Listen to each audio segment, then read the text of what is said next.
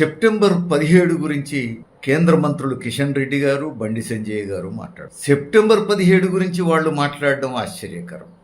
అసలు ఈ సెప్టెంబర్ 17కు వీళ్లకు ఏం సంబంధం? వీళ్ళిద్దరూ ఆర్ఎస్ఎస్ మానసపుత్రులు, ఆర్ఎస్ఎస్ రాజకీయ విభాగమైన బీజేపీకి నాయకులు. ఈ ఆర్ఎస్ఎస్ కు సెప్టెంబర్ 17కు అణువంత సంబంధం కూడా లేదు. భారత స్వాతంత్ర్యోద్యమానికి ఆర్ఎస్ఎస్ కు అసలు ఏ సంబంధము లేదు. ఏ సంబంధము లేని వీళ్ళు అసలు వాళ్లే స్వాతంత్ర్యం తెచ్చినట్టు, వాళ్లే తెలంగాణను భారతదేశంలో విలీనం చేసినట్టు, వాళ్ళు చెప్పేదే సత్యం అన్నట్టుగా జనాన్ని నమ్మించే ప్రయత్నం ఆశ్చర్యంగా. కేంద్ర మంత్రులు కాబట్టి ఏం చేసినా ఏం చెప్పినా పత్రికలు పెద్ద అక్షరాలతో రాస్తాయి, ప్రజలు నమ్ముతారు అని చెప్పి అనుకుంటున్నారా? లేకపోతే కిషన్ రెడ్డి గారు చెప్పే మాటలు ఎట్లా ఉన్నాయి? భారతదేశం మొత్తానికి 1947 ఆగస్టు 15న స్వాతంత్ర్యం వస్తే హైదరాబాదుకు మాత్రం సెప్టెంబర్ 17, 1948లో వచ్చింది అంటున్నారు. అసలు తాడు బొంగరం లేని మాటలు కేంద్ర మంత్రి స్థాయిలో ఉండి మాట్లాడవచ్చా? స్వాతంత్ర్య పోరాటం ఎవరికి వ్యతిరేకంగా జరిగింది? తెల్లదొరలకు వ్యతిరేకంగా, బ్రిటిష్ పాలకులకు వ్యతిరేకంగా జరిగిందన్న విషయం అందరికీ తెలుసు. ఆ బ్రిటిష్ ఇండియాలో హైదరాబాద్ రాజ్యం ఎప్పుడూ లేదు, కాబట్టి తెలంగాణ ఎప్పుడూ లేదు. ఇక్కడ స్వాతంత్ర్యోద్యమం ఏమిటి? అసలు స్వాతంత్ర్య పోరాటం అంటే ఏమిటో తెలుసా? స్వాతంత్ర్యోద్యమంతో ఏమాత్రం సంబంధం లేని వీళ్లకు మరి స్వాతంత్ర్యోద్యమం గురించి తెలిసేది ఎంత? వాళ్ళు మాట్లాడే దాంట్లో నిజమెంత? పైగా సర్దార్ పటేల్ సాహసోపేతమైనటువంటి కృషి చేసి సైన్యాన్ని పంపించి పోరాడి నిజాం ప్రభుత్వాన్ని లొంగదీసుకున్నాడు. చరిత్రలో ఏం జరిగింది? వీళ్ళు చూసే కళ్ళను బట్టి చరిత్ర మారిపోతుందా? బీజేపీ రాజకీయ ప్రయోజనాలకు అనుగుణంగా చరిత్ర మారిపోతుందా? చరిత్ర గత చరిత్ర చరిత్రగానే ఉంటుంది. మన కోరికలను బట్టి చరిత్ర మారదు కదా. కానీ వాళ్ళ కోరికలను బట్టి చరిత్రను తిరగరాసి చూపించేటువంటి ప్రయత్నం చేస్తే ఈ జాతికి ద్రోహం చేయడమే అవుతుంది కదా. అసలు స్వాతంత్ర్యం అంటే ఏమిటి? దగ్గరకు వద్దాం. బ్రిటిష్ ఇండియాలో స్వాతంత్ర్య పోరాటం అంటున్నాం. మరి బ్రిటిష్ వాడు ఇక్కడికి రాకముందు ఏముంది? ఇక్కడ అందరికీ తెలిసిన విషయమే. అందరూ 1వ తరగతి నుంచి 10వ తరగతి దాకా చదివిన తర్వాతనే ఇంటర్మీడియట్కి వస్తారు. మరి ఈ మొత్తం పాఠాలలో చరిత్ర గురించి మనం చదువుకున్న దాంట్లో ఏమున్నది? ఈ భూభాగం అంతా అనేక రాజ్యాలు, అనేక మంది రాజులు. ఇక్కడనే కాదు, ఈ భూమి మీద ప్రపంచమంతా కూడా అత్యధిక భాగం అదే రాజులు, రాజ్యాలు. 2024లో ఉన్న దేశాల బార్డర్స్ను చూసుకొని చరిత్ర అంతా ఆ బార్డర్స్, ఆ దేశాలే అట్లనే ఉన్నాయని చెప్పే ప్రయత్నం చేస్తే అర్థం ఉంటుందా? 2024లో కిషన్ రెడ్డి గారు ఉన్నట్టే, ఆయన జేబులో సెల్ ఫోన్ ఉన్నట్టే, ఆయన విమానం ఎక్కి ప్రయాణం చేస్తున్నట్టే 2024లో బండి సంజయ్ గారు ఆధునికమైన కారులో ప్రయాణం చేస్తున్నట్టే 100 సంవత్సరాల క్రితం, 200 సంవత్సరాల క్రితం, 1000 సంవత్సరాల క్రితం కూడా ఈ భూభాగం మీద ఉన్న జనం అందరూ అట్లనే ఉన్నారని ఊహించుకుంటే ఏమైనా అర్థం ఉంటుందా? అందుకని ఈ రోజున్న కళ్ళతో గత చరిత్రను చూడకూడదు కదా. గత చరిత్రను గత చరిత్రగానే చూడాలి. కాబట్టి బ్రిటిష్ వాడు ఇక్కడికి రాకముందు ఈ భూభాగం అంతా అనేక రాజ్యాలు ఉన్నాయి. ఆ రాజ్యాలను రాజులు పరిపాలించారు. కొన్ని వందల రాజ్యాలు ఉన్నాయి. రాజుల మధ్య యుద్ధాలు అత్యంత సహజం ఆ కాలంలో. ఒక రాజు మరొక రాజ్యం మీద దాడి చేయటం, ఆక్రమించుకోవటం అది వీరోచిత కృత్యంగా చెప్పుకునేవాళ్ళు. ఈ రాజులు, రాజ్యాల మధ్య యుద్ధాలను సాధారణ ప్రజలు పట్టించుకునేవాళ్ళు కాదు. ఒక రాజును ఓడించి మరొక రాజు జయిస్తే ఆ రాజ్యం విస్తరిస్తుంది. ఆ రాజు రాజ్యం పెరుగుతున్న కొద్దీ చక్రవర్తి అవుతాడు. చక్రవర్తికి అనేక సామంత రాజులు ఉంటారు. ఇది గత చరిత్ర. అందుకని ఏ రాజ్యానికి శాశ్వతమైనటువంటి సరిహద్దులు లేవు. ఏ రాజుకి ఎంత సైన్యం ఉంటే అంత, ఎంత ఆక్రమించుకోగలిగితే అంత. ఇదే చరిత్ర. రాజులు, రాజుల మధ్య యుద్ధాలు. కానీ ఏ రాజు వచ్చినా ప్రజల జీవితాలు మాత్రం అక్కడనే ఉన్నాయి. ప్రజల గురించి ఏ రాజు పట్టించుకోలేదు. రాచరికం అంటేనే నియంతృత్వం. రాచరికం అంటేనే ఎవరికి ఏ హక్కులు, ఏ అధికారాలు ఉండవు.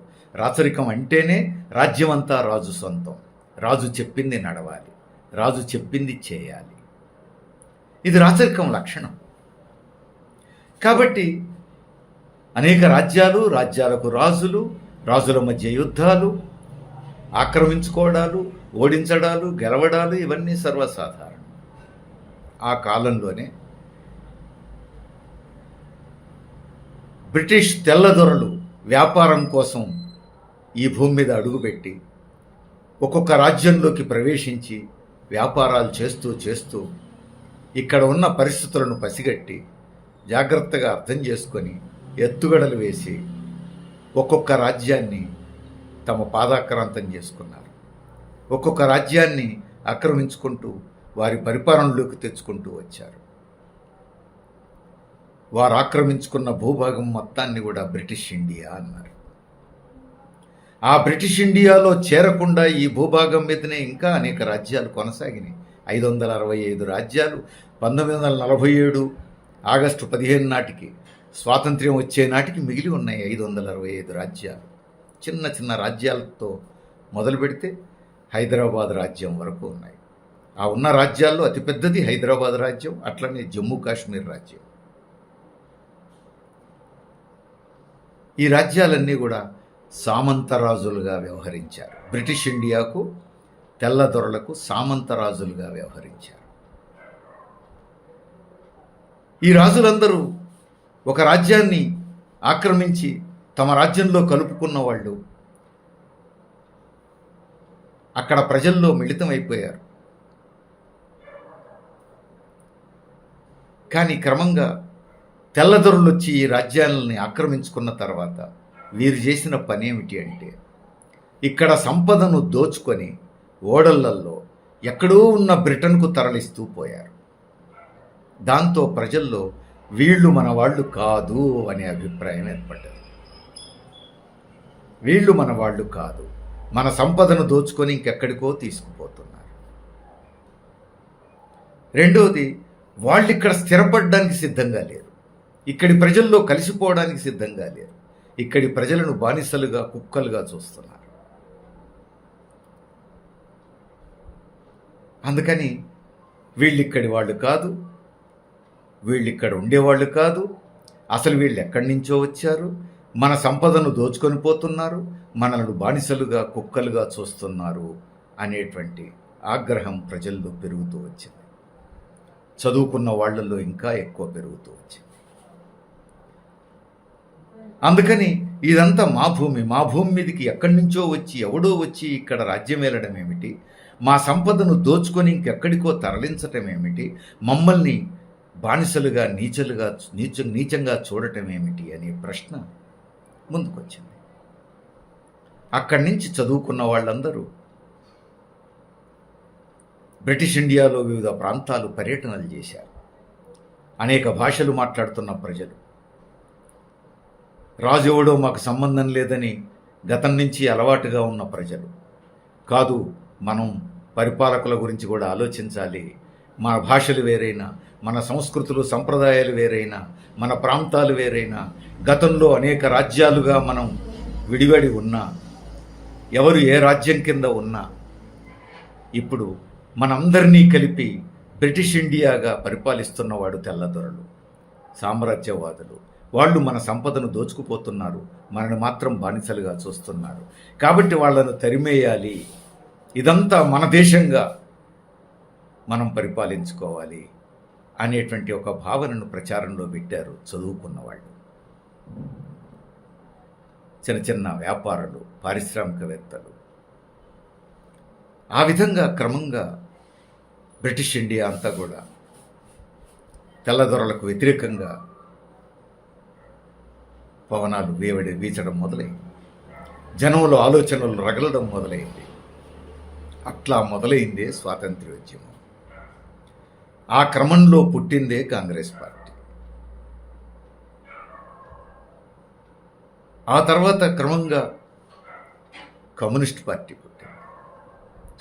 అట్లనే ముస్లిం లీగ్ పుట్టింది, జస్టిస్ పార్టీ పుట్టింది, గదర్ పార్టీ పుట్టింది, ఇంకా అనేక చిన్న చిన్న పార్టీలు, సంస్థలు పుట్టుకొచ్చినాయి. ఏ సంస్థ పేరు ఏదైనా, ఏ పార్టీ పేరు ఏదైనా, వీళ్ళందరూ మన దేశాన్ని మనమే పరిపాలించుకోవాలి అని కోరుకున్నారు. దేశానికి స్వాతంత్ర్యం కావాలి అని కూడా కోరుకున్నారు. ఈ క్రమంలో కాంగ్రెస్ పార్టీ అగ్రస్థానంలోకి వచ్చింది. కాంగ్రెస్ పార్టీ నాయకత్వంలో దేశవ్యాప్తంగా జనం కదిలారు. బాలగంగాధర్ తిలక్ ప్రజలను ఉవ్వెత్తున కదిలించగలిగాడు. ఆ తర్వాత కాలంలో మహాత్మా గాంధీ రంగంలోకి దిగి ప్రజలను మహోద్యమంలోకి కదిలించినట్టుగా కదిలించగలిగాడు. కాంగ్రెస్ పార్టీ స్వాతంత్రోద్యమంలో ముందుకొచ్చింది. దాంతోపాటు ముస్లిం లీగు, అట్లనే 1920లో ప్రారంభమైనటువంటి భారత కమ్యూనిస్టు పార్టీ కూడా దేశ స్వాతంత్ర్యం కోసం ఉద్యమం చేయడం మొదలుపెట్టింది. ఇంకా చెప్పాలంటే భారతదేశానికి సంపూర్ణ స్వాతంత్ర్యం కావాలి అని మొట్టమొదట ప్రకటించింది కమ్యూనిస్టు పార్టీ. అప్పటిదాకా కాంగ్రెస్ పార్టీ కూడా చెప్పలేదు, ముస్లిం లీగ్ కూడా చెప్పలేదు. కమ్యూనిస్టు పార్టీనే మొట్టమొదట సంపూర్ణ స్వాతంత్ర్యం కావాలి, తెల్లదొరలు ఇక్కడి నుంచి వెళ్ళిపోవాలి అని చెప్పి ప్రకటించారు. అట్లా రకరకాల స్ట్రీమ్స్, రకరకాల ప్రవాహాలు, స్వాతంత్ర్యోద్యమ ప్రవాహాలు కాంగ్రెస్ పార్టీ, కమ్యూనిస్ట్ పార్టీ దగ్గర నుంచి భగత్ సింగ్ వరకు, అల్లూరి సీతారామరాజు దగ్గర నుంచి కొమరం భీం వరకు రకరకాల స్ట్రీమ్స్, రకరకాల ప్రవాహాలు తెల్లదొరలకు వ్యతిరేకంగా స్వాతంత్ర్యం కోసం ఉద్యమ బాట పెట్టినాయి. ఇదంతా ఒక భాగం. కానీ ఈ మొత్తం పోరాటంలో ఎక్కడ ఆర్ఎస్ఎస్ లేదు. 1925లోనే ఆర్ఎస్ఎస్ పుట్టింది. కానీ ఆర్ఎస్ఎస్ నాయకత్వం స్పష్టంగా బహిరంగ ప్రకటన చేసింది, దేశ యువత స్వాతంత్ర్యోద్యమంలో పాల్గొనొద్దు అన్నది. స్వాతంత్ర్యోద్యమంలో పాల్గొని తమ యవ్వన జీవితాన్ని వృధా చేసుకోవద్దు అన్నది బహిరంగ ప్రకటన. ఇక్కడెక్కడ రహస్యం లేదు. ఇది తెల్లదొరల సేవలో తరించడం కాక మరేమిటి? జనమందరూ తెల్లదొరలకు వ్యతిరేకంగా పోరాడుతుంటే, స్వాతంత్ర్యం కోసం పోరాడుతుంటే, ఆర్ఎస్ఎస్ మాత్రం స్వాతంత్ర్యోద్యమానికి దూరంగా ఉండటమే కాదు, యువతకు పిలుపునిచ్చింది పాల్గొనొద్దు అని. తెల్లదొరల ఆధ్వర్యంలో సైన్యం స్వాతంత్ర్యోద్యమాన్ని అణిచివేస్తూ ఉంటే ఆర్ఎస్ఎస్ హిందూ యువతను తెల్లదొరల సైన్యంలో చేరమని పిలుపునిచ్చింది. అంటే తెల్లదొరల సైన్యంలో చేరి ఇక్కడ స్వాతంత్ర్యోద్యమంలో పాల్గొంటున్న భారతదేశ ప్రజల మీద దాడులు చేయమని పిలుపునిచ్చిన వాళ్ళు తెల్లదొరల తొత్తులవుతారా, దేశభక్తులవుతారా? ఆలోచించాలి మనం. ఇది చరిత్ర, ఇది ఎవరి అభిప్రాయమూ కాదు. ఎవరి కళ్ళతో చూస్తే వాళ్ళకు అర్థమయ్యే, వాళ్ళ పద్ధతుల్లో అర్థమయ్యేది కాదు. ఇదొక నిజం, చెరపరాని నిజం. ఇదంతా బ్రిటిష్ ఇండియాలో సాగుతున్నటువంటి స్వాతంత్ర్యోద్యమం, దానికి దూరంగా ఉన్న ఆర్ఎస్ఎస్ పరిస్థితి. మరి హైదరాబాద్ రాజ్యంలో ఏం జరుగుతూ ఉంది? హైదరాబాద్ రాజ్యంలో భూస్వాములకు వ్యతిరేకంగా, భూమి కోసం, భుక్తి కోసం, వెట్టి చాకిరీ నుంచి విముక్తి కోసం రైతాంగం ఉద్యమం మొదలుపెట్టింది. ఆంధ్ర మహాసభ నాయకత్వంలో, ఎర్రజెండా నాయకత్వంలో, కమ్యూనిస్ట్ పార్టీ నాయకత్వంలో క్రమంగా అది సాయుధ పోరాట రూపం తీసుకున్నది. ఈ సాయుధ రైతాంగ పోరాటం భూస్వామ్య వ్యతిరేక పోరాటంగానే కాకుండా రాచరికానికి వ్యతిరేకంగా ఆధునిక ప్రజాస్వామ్యం కోసం కూడా రూపుదిద్దుకున్నది. ఒకవైపు భూమి కోసం దున్నేవాడికే భూమి అంటున్నది, వెట్టి చాకిరీ రద్దు కావాలంటున్నది.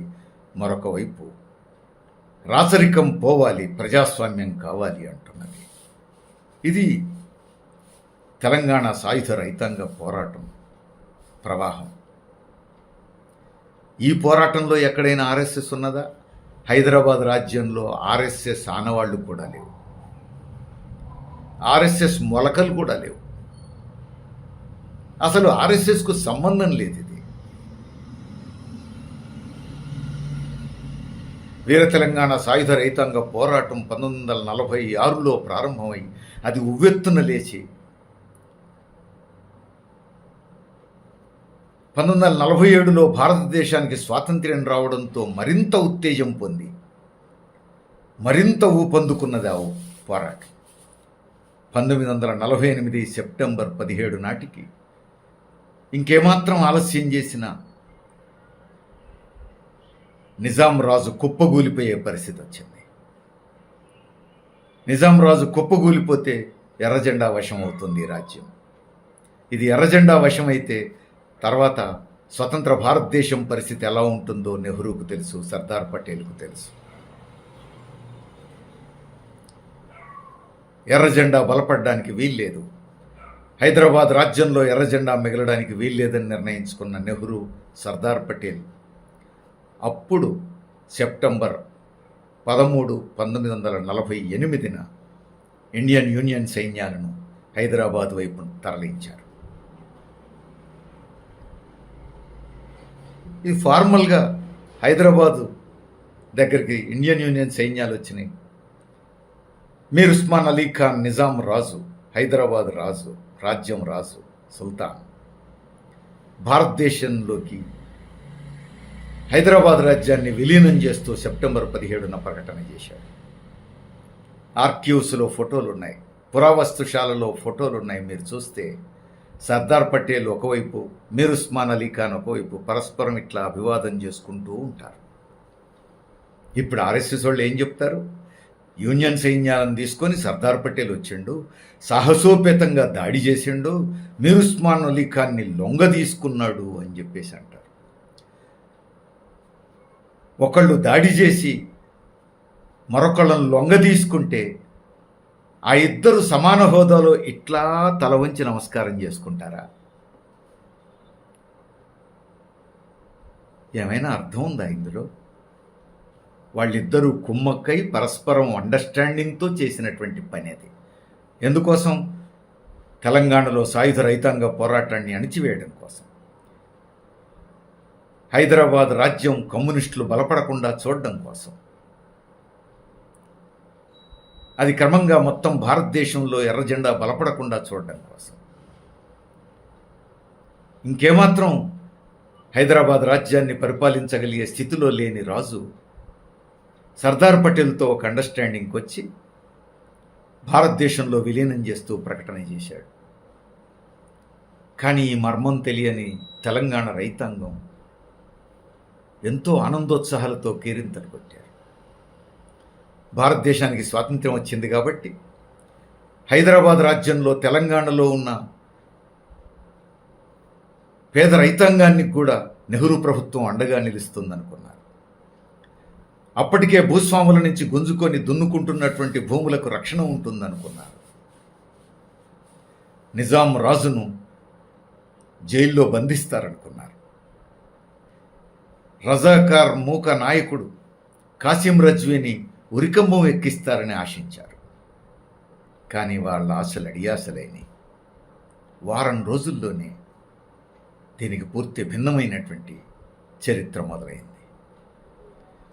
ఒకవైపు ఏ రాజునైతే తెలంగాణ రైతాంగం అంతా వ్యతిరేకిస్తూ సాయుధ పోరాటం చేస్తున్నదో ఆ రాజునే తీసుకొచ్చి మళ్ళీ హైదరాబాద్ రాజ్యానికి రాజప్రముఖగా నియమించాడు సర్దార్ పటేల్. తెలంగాణ రైతాంగం ఆశ్చర్యపోయింది, ఆందోళనకు గురైంది. అరే, సర్దార్ పటేల్ ఏం పని చేస్తున్నాడు? నెహ్రూ ప్రభుత్వం ఏం పని చేస్తున్నది? యూనియన్ సైన్యాలు వచ్చింది ఎందుకేనా?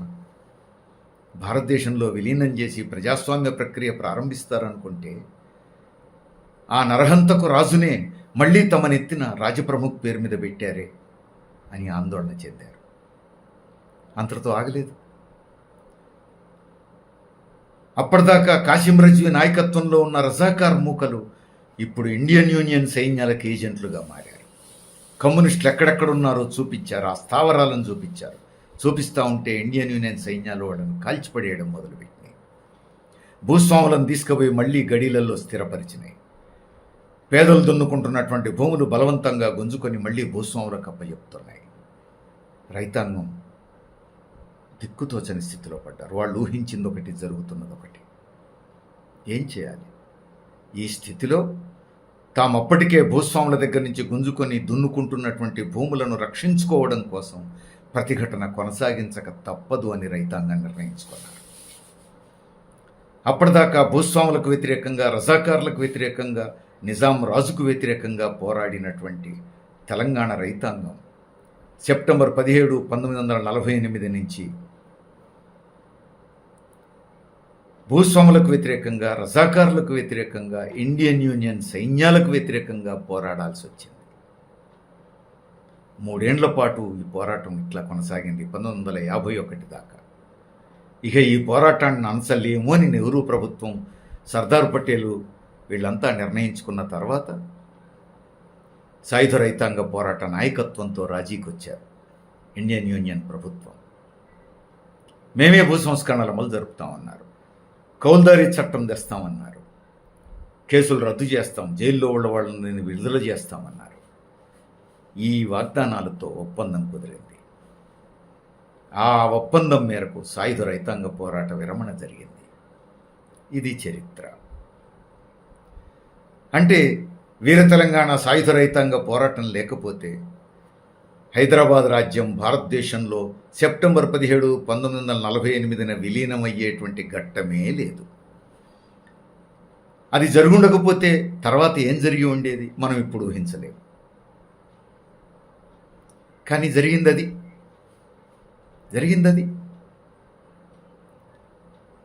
అంటే ఇక్కడ జరిగింది ఏమిటి? భారతదేశంలో బ్రిటిష్ సామ్రాజ్యవాదులకు వ్యతిరేకంగా స్వాతంత్ర్య పోరాటం సాగింది. హైదరాబాద్ రాజ్యంలో, తెలంగాణలో భూస్వాములకు వ్యతిరేకంగా భూమి కోసం పోరాటం, రాచరికానికి వ్యతిరేకంగా ప్రజాస్వామ్యం కోసం పోరాటం జరిగింది. హైదరాబాద్ రాజ్యంలో ప్రజాస్వామ్య ఉద్యమం జరిగింది. భారతదేశంలో స్వాతంత్ర్యోద్యమం జరిగింది. అంతిమంగా సువిశాల భారతదేశం ఆవిర్భవించింది. ఒకవైపు భారతదేశం, మరొక వైపు పాకిస్తాన్, 2 స్వతంత్ర దేశాలు ఆవిర్భవించినాయి. ఇది చరిత్ర. భారతదేశంలో స్వతంత్రం ఉద్యమం జరిగిందట. 1947 ఆగస్టు 15న భారతదేశానికి స్వాతంత్ర్యం వస్తే తెలంగాణకు లేదా హైదరాబాద్కు మాత్రం 48 సెప్టెంబర్ 17న స్వాతంత్ర్యం వచ్చిందంట. ఏమైనా అర్థం ఉన్నదా? చదువుకున్నోళ్ళు చెప్పే మాటేనా ఇది? అందులో కేంద్ర మంత్రి స్థానంలో ఉన్నవాళ్ళు చెప్పే మాటేనా ఇది? ఇంత చవకబారు ప్రచారం చేస్తే, నూతన తరాలను ఇట్లా తప్పుదారి పట్టిస్తే ఏం గౌరవం ఉంటుంది? ఏం విలువ ఉంటుంది? ఇక బండి సంజయ్ గారు అసలు సెప్టెంబర్ 17ను విమోచన దినోత్సవం అని ఎందుకు అనట్లేరు? అసలు ప్రజాపాలనా దినం అనటం ఏంటి? కాంగ్రెస్ ప్రభుత్వం ప్రజాపాలనా దినోత్సవం అంటోంది. లేదు, బీఆర్ఎస్ నాయకత్వం జాతీయ సమైక్యతా దినం అంటోంది. అసలు ఏమైనా అర్థం ఉందా? వీళ్ళు ఇట్లా మాట్లాడడం ఏంటిది? ఎవరిని సంతృప్తిపరచడానికి ఇట్లా చెప్తున్నారు అంటున్నాడు బండి సంజయ్. చాలా ఆశ్చర్యంగా అనిపిస్తుంది, హాస్యాస్పదంగా అనిపిస్తుంది.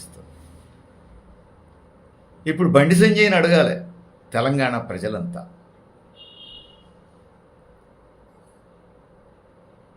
సర్దార్ పటేల్ స్వతంత్ర భారతదేశానికి హోంమంత్రిగా ఉండగానే నిజాం రాజు మీర్ ఉస్మాన్ అలీ ఖాన్తో 1947 అక్టోబర్లో యథాతథ ఒప్పందం చేసుకున్నారు. అంటే మీ రాజ్యం మీది, మా దేశం మాది, స్నేహపూర్వకంగా పరస్పర సంబంధాలు పెట్టుకుంటూ ఉందామని చెప్పేసి ఒప్పందం చేసుకున్నారు. ఎవరిని సంతృప్తిపరచడానికి సర్దార్ పటేల్ ఇలాంటి ఒప్పందం చేశాడు అని అడిగితే ఏం సమాధానం చెప్తారు?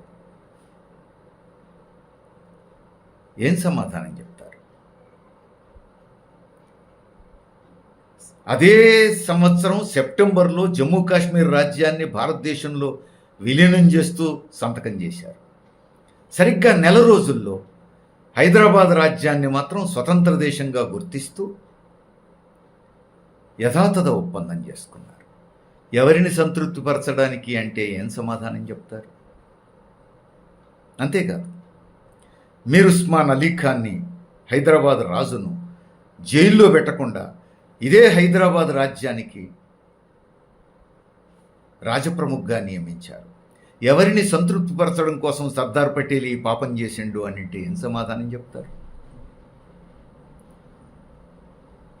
ఆ తర్వాత కాలంలో రజాకార్ మూకకు నాయకుడిగా ఉన్నటువంటి నరహంతకుడు కాసిం రజ్వీని ఉరికమ్మం ఎక్కించాలని తెలంగాణ ప్రజలంతా కోరుకుంటుంటే సకల మర్యాదలతో ప్రత్యేక విమానంలో అమెరికాకు పంపించాడు. ఆయన ప్రాణాన్ని రక్షించాడు. ఎవరిని సంతృప్తిపరచడానికి సర్దార్ పటేల్ ఈ పని చేసిండు అని అంటే ఏం సమాధానం చెప్తారు? అందుకని ప్రతి దాంట్లో మతం కోణమే చూడటం, ఆఖరికి చరిత్రలో కూడా మతం కోణమే చూడటం, ఈ రోజున్న పరిస్థితుల్లో స్వార్థ రాజకీయ ప్రయోజనాల కోసం గత చరిత్రకు మతం రంగు పొలమటం ఏ స్వార్థ ప్రయోజనాల కోసం చేస్తున్నటువంటి పనిది? మీ స్వార్థ రాజకీయ ప్రయోజనాల కోసం చరిత్రకు మసిపూసి మారేడుకాయ చేయడం న్యాయమా? అది పద్ధతేనా? చరిత్రను చరిత్రగా చూడాలి కదా. కానీ అక్కడ జరిగింది ఏమిటి? ఇప్పుడు హైదరాబాద్ సెప్టెంబర్ 17ను ప్రజాపాలనా దినోత్సవం అంటే తప్పేమిటి? రాచరికం అంతమై ప్రజాస్వామ్య పాలన మొదలైంది, అదొక వాస్తవం. అయితే కాంగ్రెస్ ప్రభుత్వం సంపూర్ణ వాస్తవం చెప్పట్లేదు. అది ప్రజాపాలనా దినోత్సవం మాత్రమే కాదు, భూమి కోసం, భుక్తి కోసం, వెట్టి చాకిరి నుంచి విముక్తి కోసం సాగిన పోరాటం కూడా. ఆ సమస్య ఇంకా పరిష్కారం కాలేదు, దాన్ని పరిష్కారం చేయాల్సిన అవసరం ఉంది అనే విషయం కూడా కాంగ్రెస్ చెప్పాలి. కానీ కాంగ్రెస్ అది చెప్పదు. ఎందుకంటే అప్పుడు కాంగ్రెస్ పార్టీ నాయకుడే నెహ్రూ, కాంగ్రెస్ పార్టీ నాయకుడే సర్దార్ పటేల్. ఆ కాంగ్రెస్ ప్రభుత్వమే హైదరాబాద్ రాజ్యంలో ఉన్నటువంటి భూస్వాములందరినీ చేరదీసి కాంగ్రెస్లో కలుపుకొని భూస్వాముల తరఫున రైతాంగం మీద యుద్ధం చేసింది. కాబట్టి ఇప్పుడు కాంగ్రెస్ పార్టీ భూస్వామ్య వ్యతిరేక పోరాటం గురించి మాట్లాడదు, పాక్షిక సత్యమే మాట్లాడుతోంది. కానీ అది కూడా సత్యమే, పాక్షిక సత్యమే కావచ్చు. ప్రజాపాలన దినోత్సవం అనేది నిజం, ఆ మేరకు వాస్తవం అది. లేదు, బీఆర్ఎస్ జాతీయ సమైక్యతా దినం అంటుంది, అది కూడా పాక్షిక సత్యమే. వాళ్ళు కూడా భూస్వామ్య వ్యతిరేక పోరాటం గురించి మాట్లాడారు. కానీ ఈ రోజు ఉన్నటువంటి పరిస్థితుల్లో అది జాతీయ సమైక్యతా దినోత్సవం అనడానికి అక్షరాల నప్పుతుంది కదా. ఎందుకంటే భారతదేశం, ఈ దేశంలో జాతీయ సమైక్యత వర్ధిల్లాలి అని అంటే బీజేపీ చెప్తున్నట్టు ప్రతి దాంట్లో మతాన్ని చొప్పించకూడదు. చొప్పిస్తే అది మత వైషమ్యాలకు దారితీస్తుంది, దేశ సమైక్యతకు ముప్పు వాటిల్లుతుంది. అందుకని జాతీయ సమైక్యతా దినం అని బీఆర్ఎస్ నాయకత్వం అంటే తప్పేమిటి? కానీ అది పాక్షిక సత్యమే. ఈ తరం అర్థం చేసుకోవాల్సింది, కాంగ్రెస్ చెప్పేది పాక్షిక సత్యమే, బీఆర్ఎస్ చెప్పేది పాక్షిక సత్యమే. కానీ బీజేపీ నాయకులు, కేంద్ర మంత్రులు చెప్పేది మాత్రం అసత్యం. చరిత్రను వక్రీకరించటం, కొత్త తరం దృష్టిని మళ్లించటం, పక్కదారులు పట్టించటం, భూస్వామ్య వ్యతిరేక పోరాటాన్ని, రాచరికానికి వ్యతిరేకంగా సాగిన పోరాటాన్ని మత కొట్లాటగా చిత్రీకరించేటువంటి దుష్కృత్యం, తప్పుడు ప్రయత్నం, బాధ్యతారహితమైనటువంటి ప్రయత్నం, తమ స్వార్థ రాజకీయ ప్రయోజనాల కోసం తెలంగాణ ప్రజల జీవితాలతో ఆడుకోవటం తప్ప ఇది మరొకటి కాదు. ఇది కొత్త తరం అర్థం చేసుకోవాల్సినటువంటి ఒక సత్యం. ఈ ప్రయత్నంలో వీళ్ళు చేస్తున్న పనేమిటి? సర్దార్ పటేల్ని తమ నాయకుడిగా చూపించే ప్రయత్నం, హిందువులకు నాయకుడిగా చూపించే ప్రయత్నం, ఇది కూడా చరిత్రను వక్రీకరించే ప్రయత్నమే. ఆర్ఎస్ఎస్కి ఇక్కడ వీర తెలంగాణ సాయుధ రైతాంగ పోరాటంతోనూ సంబంధం లేదు, భారతదేశంలో జరిగినటువంటి స్వాతంత్ర్య పోరాటంతోనూ సంబంధం లేదు. కానీ సర్దార్ పటేల్ కాంగ్రెస్ నాయకుడు, స్వాతంత్రోద్యమంలో నెహ్రూతో పాటు పనిచేసినటువంటి నాయకుడు, కాంగ్రెస్ ప్రభుత్వంలో కాంగ్రెస్ నాయకుడిగా హోంమంత్రి. ఆయన హోంమంత్రిగా ఉంటూ మత కొట్లాటలు పెడుతున్న ఆర్ఎస్ఎస్ను నిషేధించాడు. నిషేధించాడు ఆర్ఎస్ఎస్ని. ప్రజల మధ్య ఐక్యతను కాపాడడం కోసం, దేశంలో ప్రశాంత వాతావరణాన్ని నెలకొల్పడం కోసం, దేశ సమగ్రతను సమైక్యతను కాపాడడం కోసం ఆర్ఎస్ఎస్ను నిషేధించిన వాడు సర్దార్ వల్లభాయ్ పటేల్ దేశ హోంమంత్రిగా. ఇది చరిత్ర, ఇదొక వాస్తవం. ఇలాంటి చరిత్రను మసిబూసి మారేడుకాయ చేసి కొత్త తరాలను పక్కదారులు పట్టించేటువంటి ప్రయత్నం కేంద్ర మంత్రి హోదాలో కిషన్ రెడ్డి గారు చేస్తున్నారు, బండి సంజయ్ గారు చేస్తున్నారు.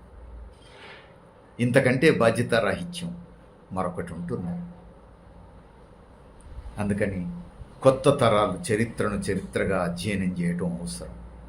లేకపోతే ఇట్లాంటి వాళ్ళు చరిత్రను వక్రీకరిస్తూనే ఉంటారు, ప్రజలను పక్కదారులు పట్టిస్తూనే ఉంటారు.